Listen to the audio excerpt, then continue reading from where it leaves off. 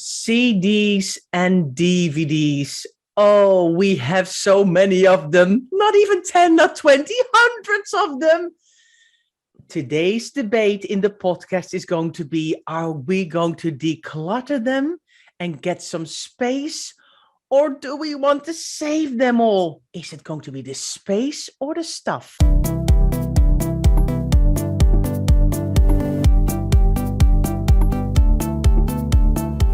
You're listening to the Declutter Hub podcast, bringing you tried and tested, no-nonsense tips and advice from the leading experts in decluttering and organising your home.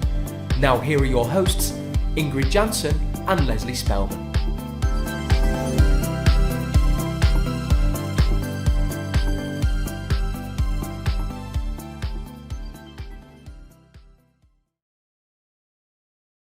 Hello and welcome, listeners. I'm Ingrid. And I'm Leslie. If you are a brand new listener, thank you so much for being here. And don't forget to hit that subscribe button. And we also want to tell you, we are now on YouTube and you can see us. So for those of you watching on YouTube, I'm waving at you now. Hello, hello. So you can not only listen, but also see us. So how exciting is this? We are on YouTube. Is it exciting though? Is it exciting to see us? I don't know. It might take the mystique out of it completely to see that we're just sat here behind our desk, just talking to each other. Yeah, that's true. That's true. Hey, yeah, we're not together, sadly. Maybe one day we'll be together, Ingrid. Yeah, that would be nice, wouldn't it? I think it would be nice. Yeah, I don't know how we'd be together. I don't know how we'd do it. I don't think we've ever done any filming together. We did our very first podcast we did together, didn't we? Like number 1 and 4 or something we did together. Yeah. Other than that, we've been separate the whole time. I know. You know, and for those of you who are listening for a while, you know all of this stuff, but thank you for sticking with us. We love our loyal listeners. So thanks for being here for our weekly podcast. And I'm going to tell you, this week's podcast is going to be interesting because we're going to talk about CDs and DVDs. 157 episodes in, we're going to finally talk about this, Leslie. I know, I can't believe it. I can't believe we've never talked about CDs and DVDs. I'm not going to lie. Like, how did we get 156 episodes in before we thought that was an important thing to talk about? But here we are anyway, because we had so many other things and we've still got so many other things. The bottom line is the house has got a lot of stuff in it that we can talk about, hasn't it? So we're never going to run out of stuff to talk about. Well, I hope, maybe at some point, Leslie. Yeah. Depends how long we're here. Can you imagine for like 87 still doing a podcast every week? Well, it'd be nice if we were still I think we could actually manage to do that. I think we could probably hit like 1,000 episodes. Yeah. Anyway, yeah, I hope that we're still doing our podcast when I'm 87. Even if maybe not every week. That might be a bit much. Maybe like, occasional podcasts. But anyway, yeah, you would only be 82 then, because you're like a lot younger than me. I know. Anyway, well, we need to talk about what we're talking about instead of talking about nostalgia and waiting 30 years in the future for us to be old and grey and doing a podcast. Well, I need to know one thing first, Leslie. Before let's just get back to the case in point here. Have you got any CDs or DVDs in your house? Have I got them? Yeah. No. Has my husband got them? Yes, absolutely. Okay. All right. Lots of them. Okay. So this hits home, this podcast. Yes. He's always the culprit. But they are nicely containerized and they've got a fabulous storage drawer, which I had built years ago. So yeah. They don't bother me. True. So shall I tell you what the story is in my house? Yeah, go on. Go for it. Go for it. I know that you will have them. I know that you've got them. Well, I don't have any more CDs. I know. Believe it or not, I've got like 6 CDs left in my car because I still have a car with a CD player. So I've got a couple of random ones. I don't know. The ones that I ended up in my car, I don't even know how this happened, but there's a couple of random ones in my car left and no CDs in this house. Really? Maybe like one with some music that my husband recorded once somewhere, like a really rogue one. But yeah, no, we decluttered them ages ago. I had these 2 beautiful Billy CD cases from IKEA with a Ingrid side and a Jan side and all alphabetized. And at one point we just looked at each other and went, when was the last time we actually played a CD? And neither of us could remember. So we then decided to put them all onto our computer and onto our iPod and onto another external storage. So we've got them like backed up like 4 times in different kind of formats. And then we decluttered them all. And I tried to sell them and it was horrible. And then I just ended up donating. So we're definitely going to talk about donating them. But it was a long time ago. I actually can't believe it myself that we did this, but I was like, I just don't want to have boxes full of CDs in my loft or in my basement somewhere. What's the point? So let's bite the bullet here. And I have not regretted it. Regretted it at all. DVDs, I do have some, not crazy amounts. I do declutter them, but we have some favorites that we love to watch over and over again. We still have a DVD player. Yes, we stream all the time here now. So the DVDs do come out less, but there is still a couple of boxes. How many? Maybe 50, 60 or so. I mean, but not talking hundreds and hundreds, not a whole wall full of DVDs, but there's some favorite ones like The Lord of the Rings or something. That's like, and all of the, like the Pulp Fiction and the ones that we really like. So, yeah. And I think that's the point, isn't it, really? There's a lot of attachment that goes along with CDs and DVDs because they form quite a special part of our life. If you love your music or love your films, then it's very hard, isn't it, to actually decide that you're going to donate or get rid of something that you truly, truly love that brings you joy. And that's where we have this strange kind of like, oh, I really want to get rid of them because I just love them. And what happens if I can't find them on a streaming service, or, you know, they're really, really special, or what happens if I want to take them away with me and watch them somewhere different, or, you know, you can't see a time when you're never going to want to watch that film, listen to that music again. But the point is that 90% of the time, it's fairly straightforward to get hold of that in a streaming service, isn't it? Yeah. And that's the thing. So CDs and DVDs are outdated technology, bottom line, aren't they? If we're cutting to the chase, they are outdated. I mean, we haven't even gone with videos. I think we did we do a videos podcast? We must have done a videos one, have we? I don't think we've done videos either. What's wrong with us? But anyway, videos are even more old school. I know, videos and cassettes. For those and the 80s that still know what a cassette is. I know. My kids are like, what's a VCR and what's a Betamax video and all that kind of stuff. But anyway, we are not digressing onto video because that's a whole new thing. Yeah. People typically do have CDs and DVDs in their home, and this sentiment attached to them is quite strong because, as I've said, they are very, very special. So it's hard to kind of wrench them away from yourself. But the problem is, on the flip side to that, is that they take up a lot of space. They're quite compact, of course they are, but you still, you know, Ingrid's talking about her Billy bookcases. A lot of us have had them, those thin storage units that were perfect at the time from IKEA. Everyone's got, and she could split them between Ingrid and Jan, which is absolutely perfect, or the kids or whatever. A lot of people have got several of those. They don't just have one, they've got several because they've got so many I'm saying videos now again, CDs and DVDs. But yeah, it's a tricky one because they do take up space aesthetically. I think there was a time back in the kind of 90s where it was quite cool to display them. We were very proud of them. So we wanted them on display in our home. But now that we've kind of gone through, we're kind of coming back round again, aren't we? But now we've gone for a more minimalist look. Most people in their homes don't want that busyness of a visual of CDs and DVDs in front of them because it is quite a messy look, isn't it? Yeah. So tricky. It's a tricky one. Ultimately, you have to decide whether you want the space or the stuff. And you know what, Leslie? It's not only that it's emotionally quite tricky. They were so expensive. We remember how much we had to save up to buy a CD or DVD. The young people they just talk to an Alexa, you know. Oh, would you like to? Oh, yeah. See, here we have the sun. Come in, Nathan, and say hello. The sun, the dogs. You're on now, so. Okay, take the dogs out. Go ahead.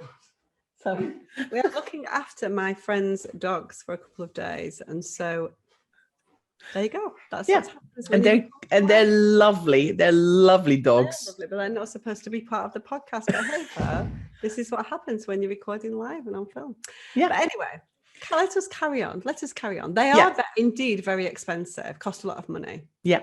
So I think that's the thing that kind of holds people a bit ransom as well. It's a bit like, I paid so much money. I have this huge collection, which is in my head still worth thousands and thousands of pounds or dollars, because I remember I paying $19.99 for this CD. And now, because we're all like talking to Alexas and streaming music on our computers and on our phones and everywhere, we just don't realize how expensive it used to be. And I think that's a critical part in why people find it difficult to let go as well. Yeah, I mean, my husband loves his music. I mean, he's at concerts several times a month. So he lives, eats and breathes music and film, in fact. And so we probably have a ridiculous amount of CDs and DVDs, and he is not partying with them anytime soon. He thinks about it sometimes and he plays around, but he never ever does it. There's a lot of money in there. But the problem is as well, and we are going to talk about donation a little bit more later, but if you try and sell them, then you get pennies for them because they haven't held their value for the most part. Yeah. And so that's another reason why you look at that and think, this is hard because it cost me so much money, but actually if I sold it, it would give me pennies back. And so there's just such a mismatch, isn't there, in that? And that's something we really struggle with as well, isn't it? Yeah. Yeah. And I think as well, the CD, I think we still have this nostalgia of, especially with the CDs, when you can have the lyrics in a little booklet, when we can see ourselves. I mean, we're all getting older, but we still remember in our heads that we used to get the little booklet out, and even with DVDs, where they've got like on the inside of the little booklets, they've got the story of the film and some comments of the actors, and it's all these random things. It's that nostalgia as well, I think, that connects us. Yeah. And I know when I first started out decluttering, which is 12 years ago now, a lot of people would then donate easily LPs or vinyls, no problem. And of course, what's happened now is LPs and vinyls have come back into vogue and people have got regrets having got rid of them. And so it's hard to know what's going to happen as well, isn't it? So that's a tough one too, isn't it? When you've got that memory of the fact that loads of people got rid of those LPs and they should potentially have kept them or could have kept them if they wanted to do something with them. So that's at the back of people's minds as well. So the emotional connection with this is strong, isn't it, Ingrid? And we're all about the emotions with decluttering. So it's a tough one. Yeah, very much so. I mean, I remember vividly when we got rid of our LP and our LP player and our record player, and occasionally, I think there's a tinge of regret. The CDs has never really been a regret, but with the LPs, yes. But on the other hand, if I then look realistically back, we never played them. So I think, what's the point in keeping a hold of all this stuff if it's then sitting there getting outdated? And at some point, the CD and DVD players will go as well, because there's been such tremendous move into streaming.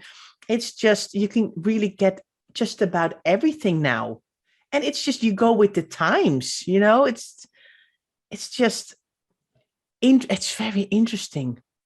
Yeah, I mean, the thing is with record players, and just jumping back to records again, is not that you necessarily need those records or that record player, but it's a cool way to do it. And so it's more about the sort of the cool vibe, isn't it, than the actual necessity, because actually you would be much better off playing a streamed version of that, where the quality will be much better in general than it will on a very old record, which is probably scratched and things like that. So it's more about it being quite cool. So we're probably never going to have that actually with CDs. I don't know, but who knows? This is the thing. Who knows? There's furniture that was in vogue in the 50s now that's right back in fashion again. And you just never know what's going to happen with it. Things come round again, don't they? Yeah. So it's a tough one. Yeah. Well, I must admit, I remember, I mean, I know we're not going to talk about tape cassettes, Leslie, but I think that's one of the things, that maybe should not come back into fashion because it was such a pain.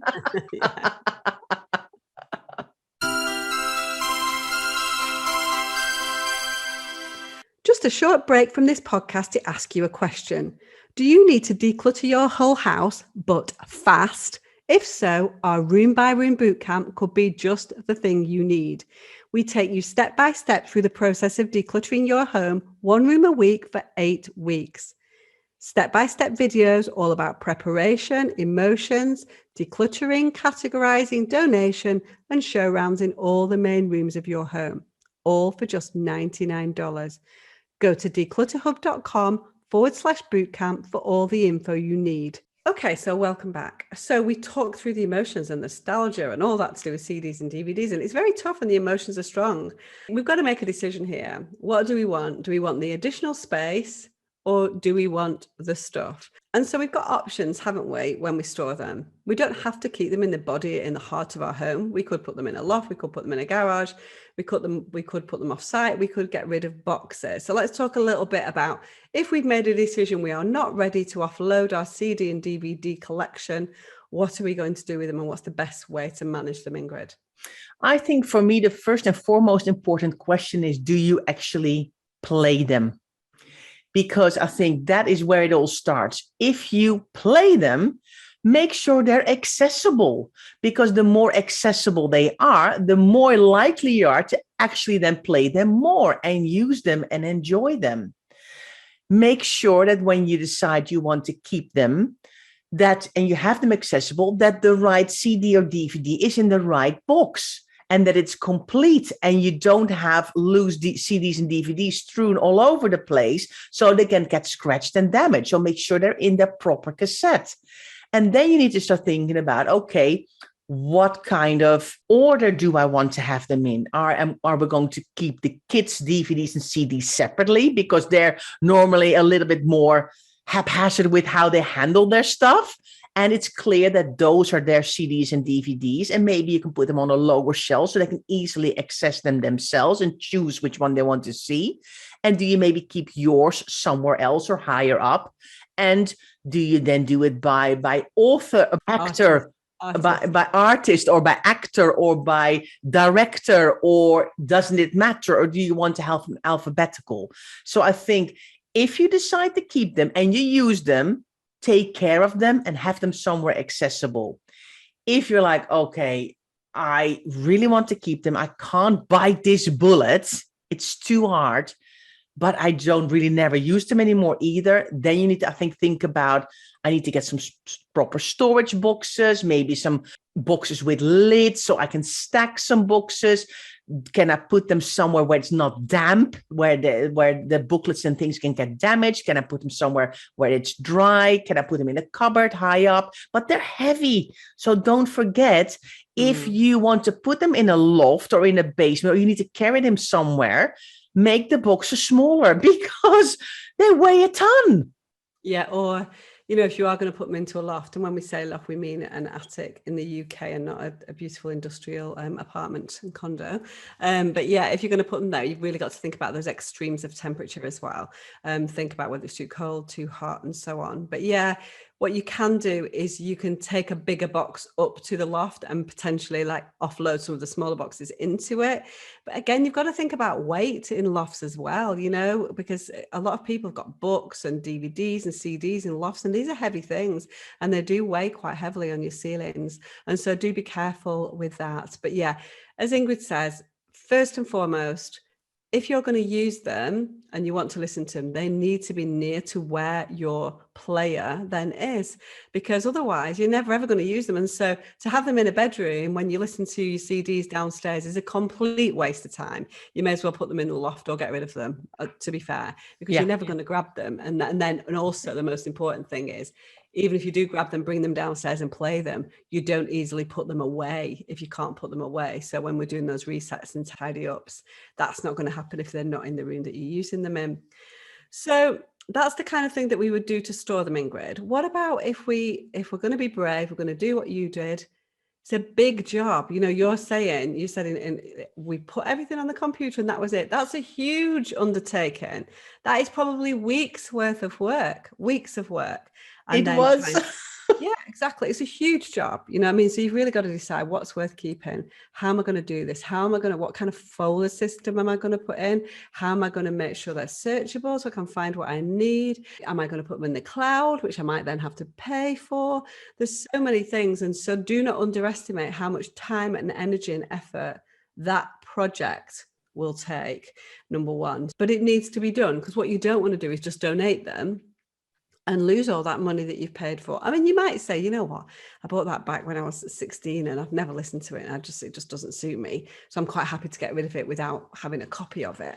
But if it's something special, then that's different, isn't it? Yeah. Yeah, you know what? I actually still can't believe we did this project, but we kind of decided, and then we just knuckled down. And honestly, evenings of pulling CDs in computers and out of computers, and then trying to make sure that the description on the iTunes, I think we put them all on or something. I don't even know. It's so long ago, to make sure that it's the right artist, it's the right album, because otherwise then it doesn't help, because it automatically kind of searched at that time already. And then indeed, in the meantime, making sure, is the system backing up? So if there is a glitch somewhere, you don't lose all the things, you don't know anymore where you're up to. So you constantly, and like I said, we put it on an external drive, on an iPod, and on a cloud, and on the computer, because we were like, this collection is too big to just kind of go, oh yeah, let's save it somewhere and we'll see. Because you need to have those backups, because otherwise, if something happens to that one copy that you have, then you have a serious problem. So yeah, we really, it was a massive project, but honestly, a weight off my shoulders. And then I thought, there is a local little music shop here. I'm going to take all my boxes. I mean, I should have done this completely differently. I mean, hindsight is a beautiful thing, isn't it, Leslie? So I schlepped all my boxes to this shop, and I went, I want to sell my CDs. And he kind of looked at me going, okay, wow, okay, this is not. So he kind of looked through the boxes, and I think he fished out like 10 or something. He went, okay, this is it. The rest I don't want. And I was like, oh, okay.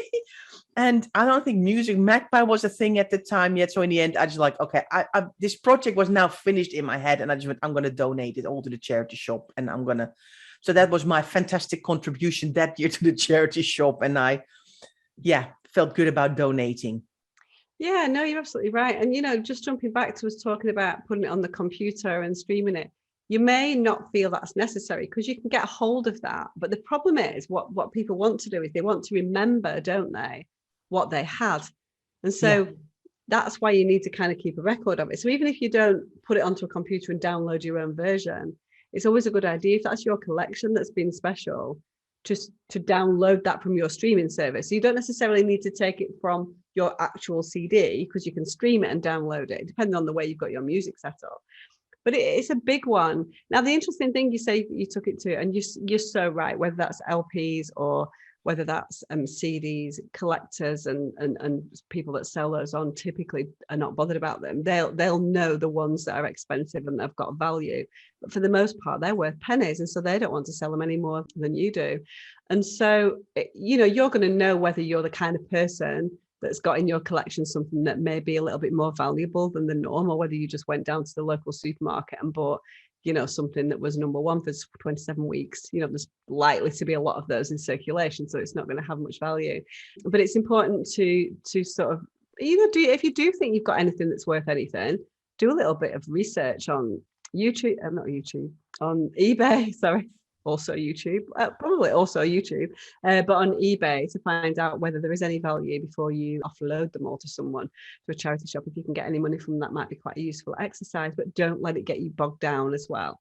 Charity shops are an interesting one, because there are even some charity shops who don't accept CDs and DVDs because they feel that it's outdated technology that people no longer want to buy. So you don't just take for granted the fact that the charity shops will accept your hundreds of CDs and DVDs, because they may not want them. Many charity shops absolutely do, but many don't. So just beware of that. Yeah.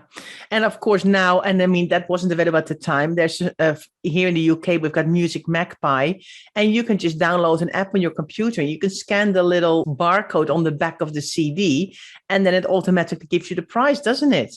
Yeah, exactly. There's loads of different ones. Music Magpie, Ziffit, other ones, I can't even remember what they are. But basically, if you put CD, selling my CDs, something will come up in Google, and it will be whatever it is local to you. That can be an easy way of doing things. And actually, if you've got a little bit of time on your hands, you can get 27p for this and 27p for that. And, you know, if you've got hundreds of them, it mounts up and you might get 30, 40 pounds. But it's got to be worth your time. So you really need to think about the time investment, whether you have got time on your hands and whether it's worth that investment of time for you to do that process. I wouldn't do that. I would just donate them straight away to the charity shop, because I know I haven't really got time to go through that project. But if you feel that you have and you'd prefer to do it that way, then go for it. Yeah, I think that's, again, indeed, Leslie, I think that's the time or money kind of what weighs up against the other. Have you got time for evenings on end to scan CDs, or are you like, I'm so glad we've made a decision that we're going to get this out of this house. I'm going to box them up and out they go, putting in my car, done with it. And then it's a job no longer that you have to worry about, but just be mindful before boxing them up and putting them somewhere else in your house to then kind of deteriorate in quality, in, you know, they can damage, then it's no use to anybody anymore. So think that through when you're making this decision. Am I keeping these, or am I going to let these go? And make that decision and stand behind it. Don't just go, I'm going to put it somewhere else in my house to deal with later. Yeah, because the thing is, and the kind of project that we're talking about here is almost trying to offload a whole collection. So you're making such a big decision. So we're not talking about a random one DVD here and one CD there. We're almost talking about making that decision to get rid of them all at once, which is a biggie, isn't it, Ingrid? And maybe you need to do it in a phased approach. And that's why it's so difficult. If you are going to offload your entire collection, then that's a big decision, possibly one of the biggest decisions that you'll make in your house. And that's why it's so difficult. It's a similar decision to saying that you will offload all of your books, which would be quite radical to a lot of people as well. Yeah. So CDs and DVDs, I can't believe you've not got any. I can believe it, I suppose. I don't know. I would have thought that you would have had some, actually. Yeah. So well done for that. Well done for that. And I just need to work on Steve then. Never going to happen. He won't get rid of anything, let me tell you. Being married to a declutterer, he digs his heels in, I think, even more, because he's married to somebody who likes to declutter things. And so he's like, nope, they're going nowhere. So I spend all my time trying to store them in nice places so they're hidden behind things. Well, that's the positive, Leslie. Your collection is all, or Steve's collection is all beautiful. It's categorized. It's on shelves that are built exclusively for those. They're all complete. They're probably all in order. It's not kind of a random just pile of stuff. And I think that's the difference, isn't it? Yeah, definitely. Now, before we go, I actually have one last hint and tip for our listeners. If you are going to declutter some CDs and DVDs, just make sure you don't kind of donate your wedding video or your wedding DVD. So pay attention. Check which DVD, if it's in the right case, is the right CD in the right case. Because otherwise, first of all, the charity shop can't do anything with them. But make sure you kind of fish out those personal ones that are really special to you, but actually are nobody else's business. So that is, I think, something that we need to kind of remind everyone of. I mean, it probably goes a bit more with kind of the old-fashioned videos and the tape cassettes when we're still recording our own music. But still, I mean, I have still my wedding on a DVD. So, and I would not want that to go into the charity shop, to be honest. So I think it's really funny that you said a wedding video that's nobody else's business. Bearing in mind, you probably got married in front of like 200 people or whatever. There were quite a few people involved in the business of getting married at that time. True. But anyway. True. Yes, so CDs and DVDs, I think we can check that one off our list now for podcast topics. And so next week, we're going to be talking to the lovely Abby, who's one of her members, about her decluttering journey. And she's got some interesting things that she has done that I am so happy to be delving deep into next week. So listen out for that one next Friday. So thanks, everyone, for listening, and we'll see you soon. Thanks so much for listening to the Declutter Hub podcast. Don't forget to subscribe to us in your podcast player so you don't miss an episode, and we'll see you next week.